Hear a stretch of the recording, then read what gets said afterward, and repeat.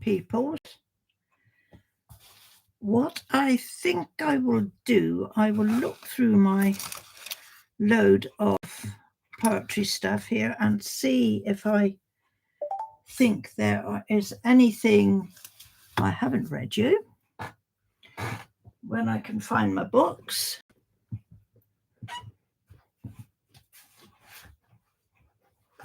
Whoa. So I think we've gone through most all of it, but we will give it another quick flick through.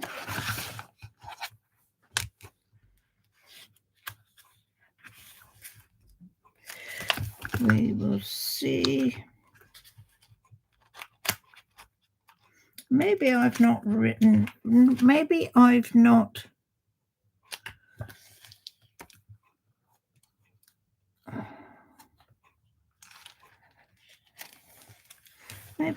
read the haunted house one.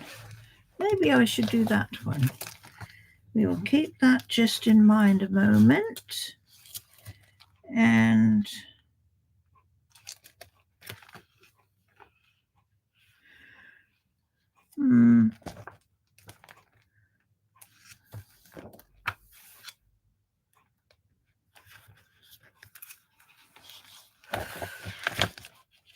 and what's happening with my dad? No, I did that. Don't think love. No, I've done that one. Kathmandu one, I know that one. And that one.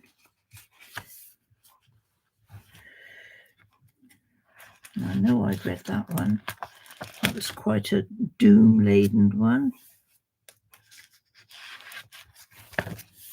And that. And that. Hey, getting ready for some spooky stories. I will read you a haunted house one. I don't think I've read it before. This one I've just turned to. I think I've read that one before, but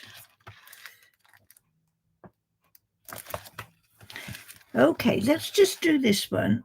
Maybe you've heard it. Does it feel like fall over? Gosh, yes. We were only just saying the other night when my daughter came over, and she said they've been checking since the week before the time that the nights started coming along, you know, like the evening was getting darker. And I can't remember now, but I know there's so many minutes each day when gradually the day gets shorter and shorter. And of course, we're going to have our clocks changed again next month in October. So that will make it feel even more.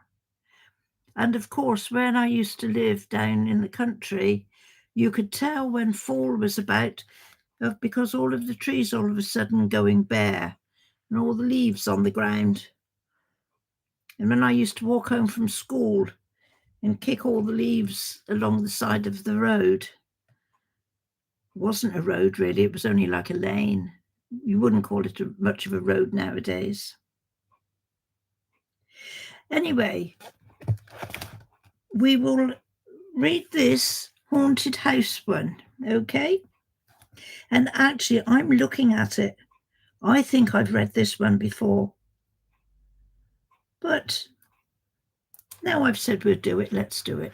And I apologize if you've heard it before. The house is haunted, so they say, unlived in, forsaken and abandoned. Windows like black holes in walls of grey, inhabitants long gone, disbanded. No one looked back to save goodbye, no tear was shed at parting, only a quick step and tremulous sigh at a departure hurried and startling. I have read this before, I remember now. Who will dare to dismiss the tales, pooh-pooh the stories, wave off the legends?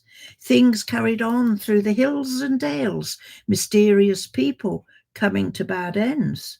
There's a treasure, maybe, corpses, ghouls, guarding, gliding, silent menace, forever watching up and down the halls, ethereal, eyeless, but seeing the distance. Dust thick and smoke grey covering clothing, all it touches in soft embrace. A figure in the corner full of loathing, a hideous grimace contorting its face. Master here, and always will be, this thing of shadow hiding from the light. Let no one enter who doesn't believe me. You may very well not survive the night. Sunlight shuns this house and hilltop. Darkness thrives and night holds sway. All harm and hurt will on you drop like a leaden weight, a ton of clay. Cloak wrapped, a miasma of blood-curdling blackness, where only insanity and death are happy to stay in glorious madness, blow away the light with ice-cold breath. But wait, this is only gossip and conjecture. What has anyone really seen? Villagers can paint a nightmare picture when they're too scared to say that they have been investigating or even just looked inside. There's no substance to the tales of terror. They only stay far away and hide themselves from any sense of horror. So all could be well. The house just lonely, left to the weather and nothing more. That weary traveller, well, if only he'd never opened the paint-scarred front door. I remember now, I have read that before, not long ago. So like I say, I think most everything I have read. Okay, we'll just quickly go through here. The Harvest Mouse, Tea Time, Fantasy, Neighbour. Yeah, I read about the Neighbour.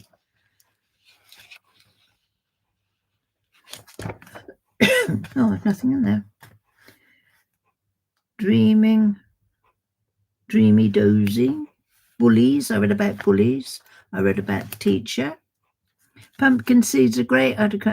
What is it? Oh man, the menacing image of the unknown. Granny, that was perfect to get me ready to carve a pumpkin. Oh, I used to say for roasting and snacks, always about snacking here. Yeah, oh, you loved it. Pumpkin seeds are great. Yeah.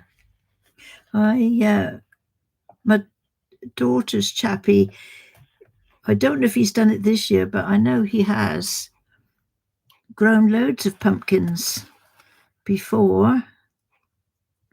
Don't know if he's done any this year or not.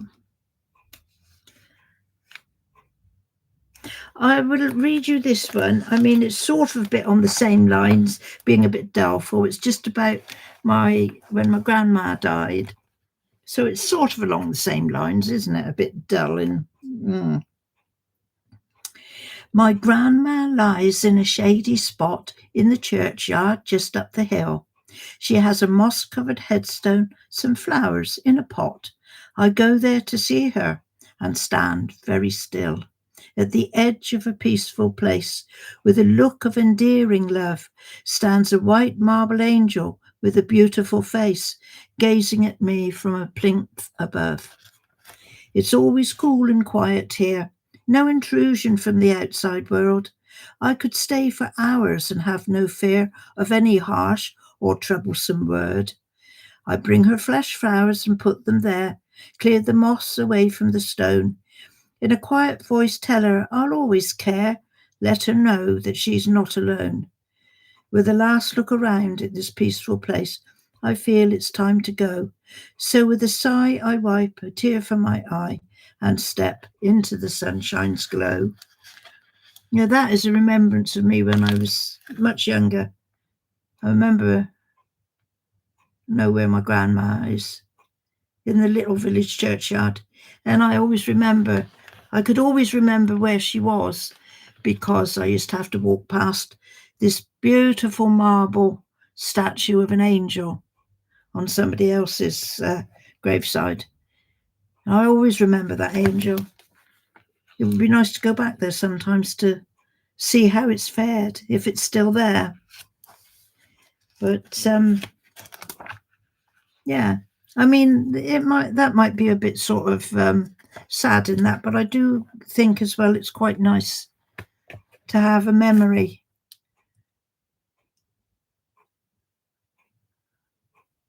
Yeah. As sad as it's as sad as that the happening might be, I think the memories are quite happy ones sometimes. Yeah. Okay, as I said, as I'm flicking through, I think seasons. read about the seasons. I read about what you do when you grow old. I've been trying. I've got bits of paper scattered around over here.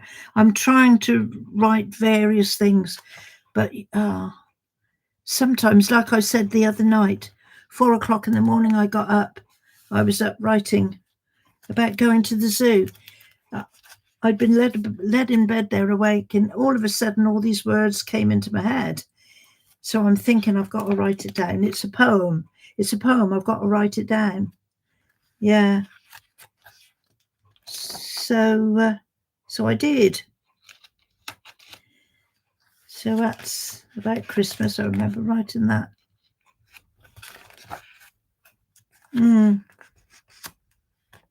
This one here, I'm not sure if I should read that. It's very, then again, it goes along at the same sort of thing. Well, it's very dismal, but it's entitled War. And I think I wrote this when we were having Remembrance Day in the town, and I came back and write this. Arms and legs in khaki muddied, lifeless caught by enemy flak, bodies strewn around, earth bloodied, those are the ones that won't come back. Brave soldiers all dead in an instant, the half-dead lying think of home. It's awful. Will someone come and brave the distance to pick them up and calm their moan? A smoking fog extends its fingers, wispy carbine smelling death, gas-filled air to choke who lingers, ending life in a malignant stealth. Families can but wait and wonder, brother, father, beloved son, all hope their lives aren't blown asunder by the telegram saying that you are gone. We curse this war and all its black deeds. We are so helpless in its grasp. Death hovers there, fulfilling its needs to gather them close at their last gasp. Years changed the ground where they fought, cleansing the soul where they gave their life. We all know it was peace that they sought, fighting and dying in hostile strife. See, I showed this to a man that I showed a few of my things for, and he absolutely decried that. He said it was awful. And it is awful. But I think it's probably true as well. Do I have a favourite autumn activity growing up? No. Again, you see, now, let's end the dismal.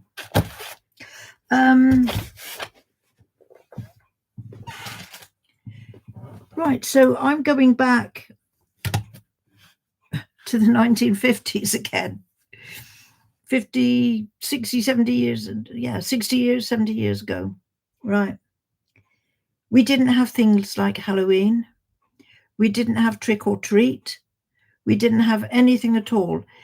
Halloween came and went like it was nothing. And I'm not sure if Halloween was about when my kiddies were young. I'm not sure how many years ago it's been that we started. No fall festive, no, nothing. Nothing at all. We don't the only way we celebrate it now is individual people in households.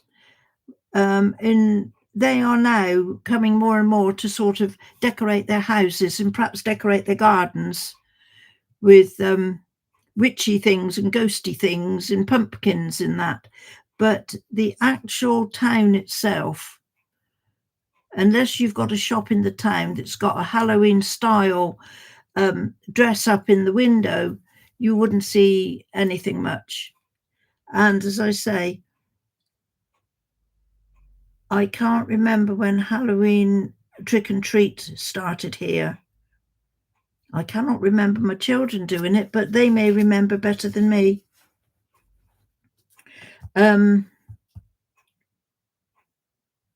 Yeah, we don't do much.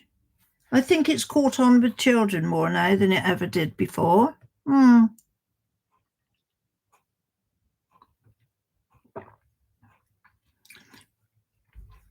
Now, there is a place in America, and we do see photographs and pictures of it, with the amazing colours and different colours of the trees. Now, I'm not sure. I'm thinking of somewhere beginning with P, and I'm thinking Pennsylvania or Philadelphia. I'm not sure. I might be totally off key here. I might be in the total wrong area, but there is somewhere where the trees are absolutely a sight to see, with all the different leaves, the oranges and the browns and the yellows. Is it Port? I didn't think about Portland. Perhaps it's Portland then, Hog Fan. Yeah. All I can think of is I know it's somewhere beginning with P, and it's absolutely brilliant. And I expect if you go around in this country, up by the forests or somewhere, or the national parks and that we have, it may be quite similar, but not as glorious, not as outstanding. Is it oak trees, maples? Is it? Yeah, the whole New England. Yeah, I was thinking that is New England then. Yeah, yeah. It's obviously got to be a place where they have so many different trees. Like I say, I mean, some of our trees would probably be a little bit like that, but I'm not sure that we don't sort of go with the same trees in the same place. You won't perhaps have a mixture like you have over there. And also, if I can remember when I was a youngster, the leaves didn't stay on the trees that long. As soon as they started to die off, they would drop to the floor in more than a nice sort of woodland picture of different trees, leaf color. We would have just bare trees. It doesn't seem to be that the trees kept their leaves for very long. But no, that's it. We don't have yeah. Oh, I used to, gosh, I declare, when I used to come home from school, walk home from school, and we used to have piles of leaves. They just used to, the way they used to drift, sometimes they'd make their own little piles. And it was, oh yeah, that was the thing. You put your foot in a pile of leaves and just push it all around, kick it all about. Did used to do that. But yeah. Yeah. I probably still would go out and do that now if I found a pile of leaves. I'd probably go out and kick it about. Why not? It's very tempting, isn't it, to put your foot into something? Yo.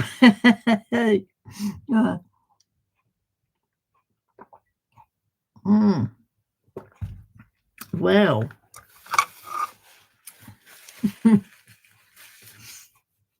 So, the thing is here, autumn time food, I don't think we ever,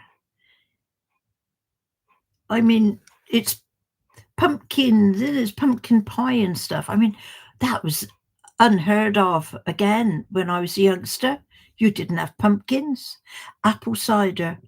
Now, the thing with the cider, Hog Fan, the area I'm living in is cider country, and not but a few miles away from me, we have got a very, very famous cider making farm or manufacturing place. Yeah, they're very well known. And then we had stuff that, and again, I think I was talking about this the other week. We had stuff called scrumpy, and you've got to be really hard boiled to drink that. That is what they call rough cider. It's obviously made with the same ingredients as apple cider, but what they do to make it into the hard cider, I have no idea. And you used to get it in stone containers, like a stone jug with a cork on the top of it. And if you saw jugs of that around, you knew that was scrumpy cider. And that is a well-known thing in this this part of the UK. Like that cold spirit on good. Ah. The first time I don't know if it's the first time I went home with my husband when we were living up in London. Is it called Strongbow? I think it is stronger than Strongbow because scrumpy cider down here is not advertised. As far as I know, it's not advertised. All the country people know about scrumpy cider. It might be a little bit like what is it they make in Ireland? Poutine, is it? Where it's more like homemade stuff, and I think it's a little bit. It is so strong. Yeah, I mean, you have really got to be a strong country person to stomach it. And like I was saying, when my husband kind of stuff moonshine, that's right, moonshine. But it's legal in this. I don't know if moonshine is legal in the US, but this grumpy cider here in this, it is legal. It's not sort of not made under the table or anything like that, like some of the other alcoholic stuff might be made. The first time me and my husband went back to our place, and I had a really good friend that lived next door that I used to go, and I practically lived in her house even when I was a teenager. And we were in her house and we were talking about drinking one thing and another. And this scrumpy cider came up. And of course, my husband was saying, I mean, oh, okay, so where he comes from, they drink wine a lot and alcohol. And, instead of having a glass of water with your meal, at meal times, you'd have a half a pint glass of wine. And that was how it was there. But I said to him, you'll not drink scrumpy cider. Oh, yes, I can. And he was quite adamant he could drink this cider. So we went and got some. My God, did that make him ill? Next day, it knocked him out. He just went out sparko on my friend's settee, and he was just led there, drunk as ever you could be. And that's the one and only time I've ever seen my husband drunk. And it for a long time he was put off of drinking a lot of stuff. Oh, take it off your head. Absolutely. Yeah. No, I mean, I've never drunk it, and I've never wanted to, because I can see the effect it has on some people. But yeah, apple cider beers. Yeah. I mean, the ordinary cider, like, you get all done up in smart bottles and on the shelves in the shops. You know, that's really nice. And I think, yeah, Idacross was saying about Strongbow. We have Strongbow over here. It's probably imported from the US, I would think. But and then we have what is called Bulmer's cider. That's just the name of the company that make it. I'm trying to think of the name of the place that is down close by to me. That's been going for years and years. It's quite an old company, and I can't for the life of me think what their cider is called, but it is very well known. As I say, been going for. Can remember it again when I was a youngster. Yeah, but that's something we haven't got much around here nowadays. We used to have off licenses where you could go in and buy drink, and that's all that shop would sell would be, you know, whatever drink. Called off license because you didn't have to go to the pub to get a drink. You could get it buy it over the counter in the shop. But they're few and far between now. I suppose the supermarkets have done away with that sort of thing because, you know, you can just go to the big supermarket and buy it now. Yeah, quite a lot of things that have, you know, just gone by the way over the years. Again, it's all down to the supermarkets. Mm. And then something I was actually, in fact, I've come across a book the other day that was so what I was saying about because we lived away from the town and the shops, we had nearly everything delivered to the door. And that was quite good. It was quite nice. Again, don't get that anymore. Because I suppose everybody now that lives outside of the towns in the country we're all a bit more affluent than what we were in that day, and they could, you know, we can afford cars to drive into town with, or can afford to get the bus into town. Mm. It was really famous. Ah, yes. Yeah, I know. It was around all over the place, and it was so lovely. Every Saturday morning, we all used to. I don't know why for me, because I quite like the man just to chat to. I quite like the man that delivered, and he was always so nice, and we could always have it. We always had a few words on the doorstep, and that was every Saturday morning. Of course, the kids used to wait for it because, you know, obviously kids like pop, don't they? They like all this fizzy stuff, and yeah, that was something. It's a shame that that was gone, but yeah, it's quite good, I think, really, you know, being able to. Now, of course, you can have your stuff delivered to the door, but it's from a supermarket, and you've got to go on the supermarket place and order it off the computer. I mean, I've done that once or twice, but I have a really big hang up, though I don't think they're as bad as they were. But when I used to order, like, you know, groceries for the week, they would all come along with the same end of date, used before date, and it was always the same date. You know, if you had a week that was for the 10th to the 7th, they would bundle you up stuff used by the 11th, and that used to make me so cross.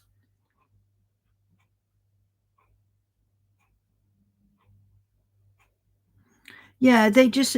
I do see. I did have to do an order the other week when our car was in the garage, and it wasn't so bad then. But I also still try to avoid perishable stuff too much. And now, of course, we've got the because we live in the town, I can just go down the road, only a few steps, and I've got the shop down there that I go shopping in. But then it comes to the thing here where so many shops have been closed up, that we haven't really got a choice of a good grocery shop in here anymore, unless you walk out of town into the supermarket. And then that's another big beef I've got, moving the supermarkets out of the town centre. For people like me who have got to walk to the shops, it's not so far away, but it's far enough for somebody of my age to have to take a shopping trolley and go and get all your stuff and then have to haul it back. And I know my husband, he goes to supermarket nearly every evening. He always says, oh, what do we want? And bits and pieces, bread and milk and stuff like that, he'll go and get. But I do think it would be so much nicer to keep the supermarkets in the town. It would help the town as well, I think. But it's all, yeah. Because grocers move out. Yeah. Do you know, the first when I used to come down into here, never ever thought at the time that I would end up living in this town. But when I used to come down on occasions when my mum did her Saturday shopping, she always had a couple of places, 2 or 3 places that she would go to, and she would sort of alternate them between the Saturdays. And many times we would come down here shopping, and then again, I was only just about a teenager or so. And I can remember the shops down here. You could get anything you wanted just by walking 5 or 6 shops down. And one thing I think that I would really, really be so happy to have back here, we had a fish shop. It was called McFisheries, and it sold fresh fish. And, I think to myself, we're not but half an hour's drive away from the coast, and there used to be a couple of men with a fishing boat that used to come into the harbour and would sell the fresh fish, freshly caught, off of their boat to anybody that wanted fresh fish. And a lot of that, within half an hour, could be driven up to the town and put in a nice fresh fish shop. Now, I tell you what, they would sell out. I know they would. Whereas now, I don't know about any of yours. It was amazing. I can remember, even when I was married, me and my husband, we would go down to the harbour and we would buy fish off of. Now, I must admit, my son, he hasn't done it lately, but my son goes fishing. Sometimes he goes deep sea fishing. And he's brought me back some nice fresh fish as well. And my daughter's chap as well, he's a great fisherman. And, in the past, he's brought us back like mackerel and squid. He's brought back what. But the thing is, I like any type of fish, except I'm not terribly keen on prawns and stuff like that. But most anything else I love. I love any white fish and any type of fish. And I love octopus. Eel, I don't like eel, but I expect it's okay. But I just would never fancy eel. But I'm a mad fishy person. I could eat fish, I think, every day. It's great. But again, you can't get your hands on the nicer ones now. Prepared fish, the octopus. I've had a go at cooking octopus, and I cannot cook octopus as it should be. Again, I think I told the stories a week or 2 back. When we go home to my husband's place back then, there used to be a man in the town who had a place that served octopus, and he had it outside. and he had a massive big empty oil drum, obviously, full of hot water, and he'd have octopuses there, and he'd just chuck the octopus in, boil them up in this massive great container, and then he'd hook them out and chop them up with a knife, put them on a plate, and people would come, and they had a great big long table with benches each side, and okay, come and sit down at the table, and if you wanted octopus, it was there, and it was great, and that was just boiling it up. I can't remember how I did mine, whether I think I might have done the same, but it didn't turn out the same at all. I didn't really have the knack for cooking it. But anything else now? Anything else now is always ready prepared. I just go down and buy it down the shop there and stick it in the air fryer now, and cooks it up okay. Yeah.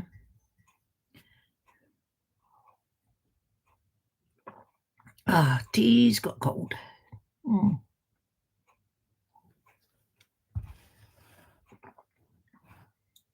My top 3 items.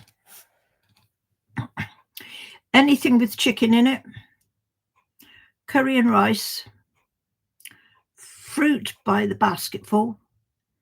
I eat a whack of fruit every day. Yeah.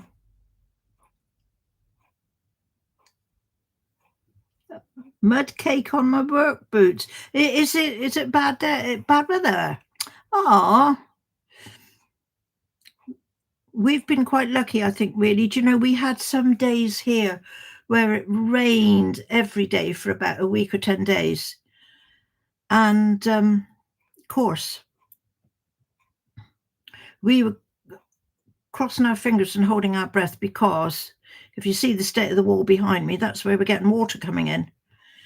And years and years ago, when this place was first built, they built a chimney. There's a chimney outside that goes up that wall, and we think the water is coming in through that chimney, and it goes right down to down.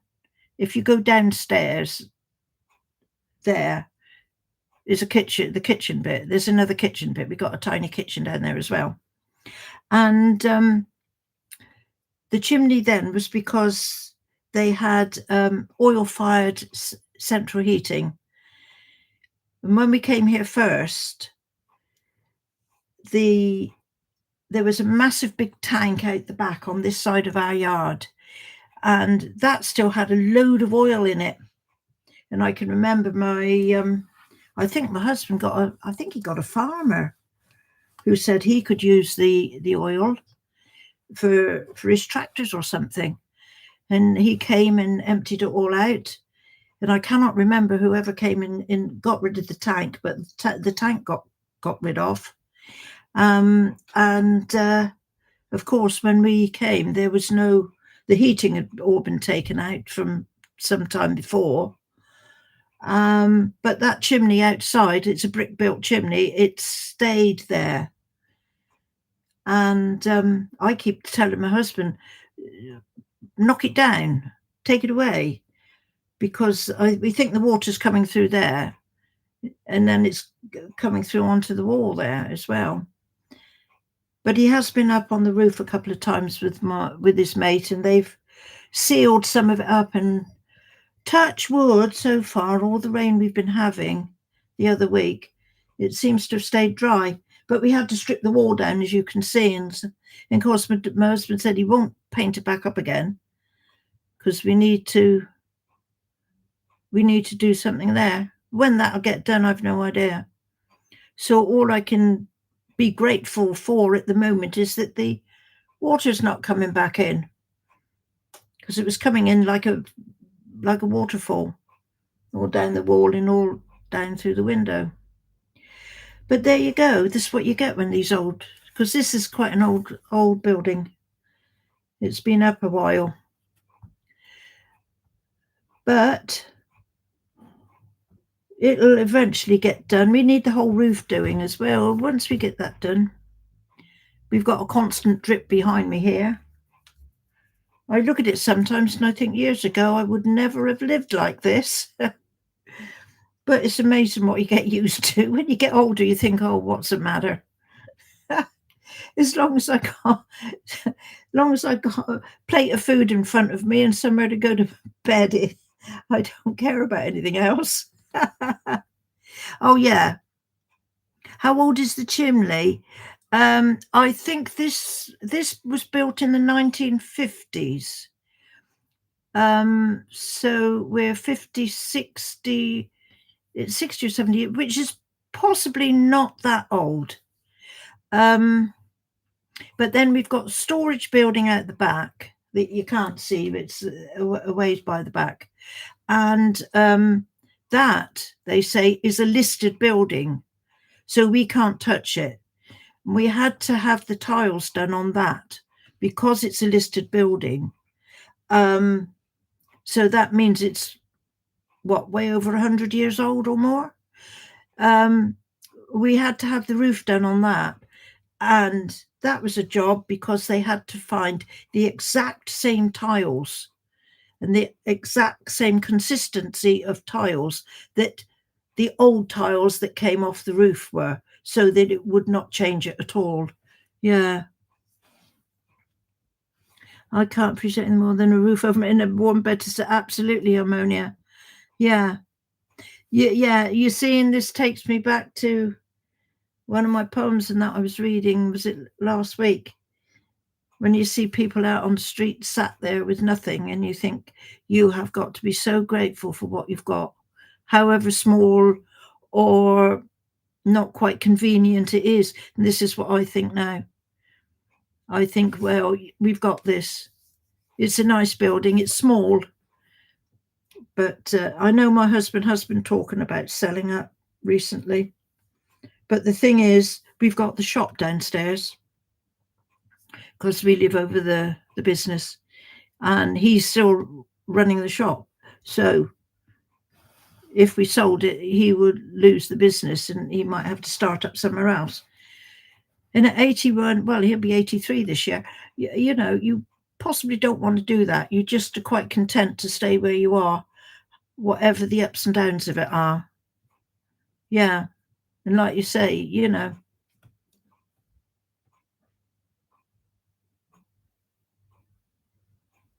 and kind of you do wonder, you know, you wonder about people, you know, and even if it's raining.